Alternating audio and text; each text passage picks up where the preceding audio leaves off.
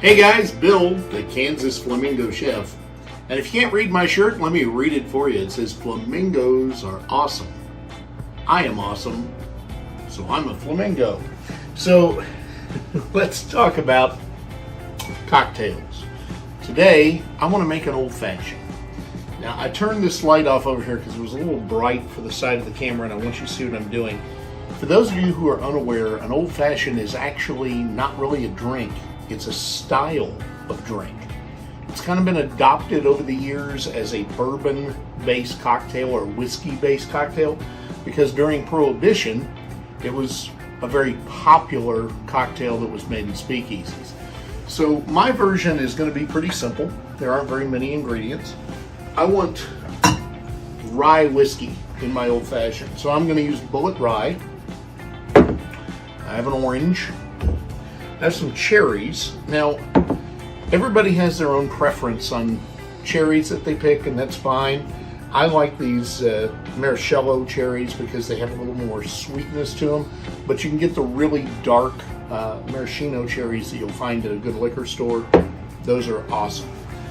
We're going to have a little bit of simple syrup. This actually, I'm using one that's pre-mixed. I usually make my own. I mean, it's just sugar and water. And then last but not least, we need a cutting board. We need a knife. And we need to get started. You also need some ice. There really isn't a whole lot to this, quite frankly. But I don't like crushed ice or cubed ice in my highball glass for an old fashioned. I prefer either a giant cube like this, or what I'm going to use today, which is this big ice sphere. Okay, either one of these you can make very easily at home. So we're going to start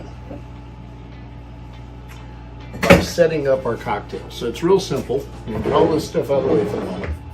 You're going to take an orange, and you're going to cut a slice of that orange off, like so. And then I like to cut it like this, so it's got a wedge on it. We're just going to set that in the bottom of the glass. And then we're going to take a couple of these cherries,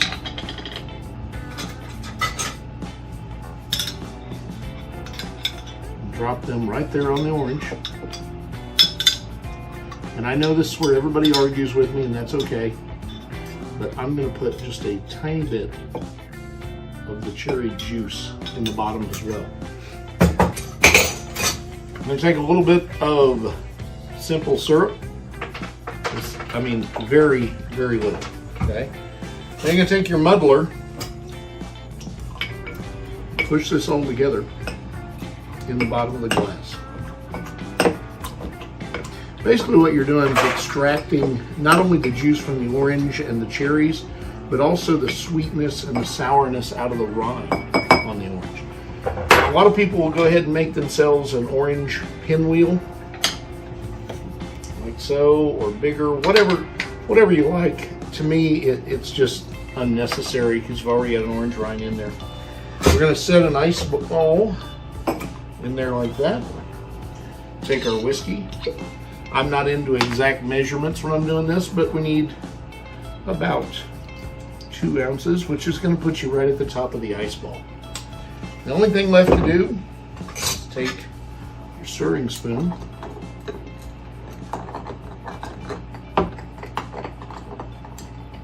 give it a good stir,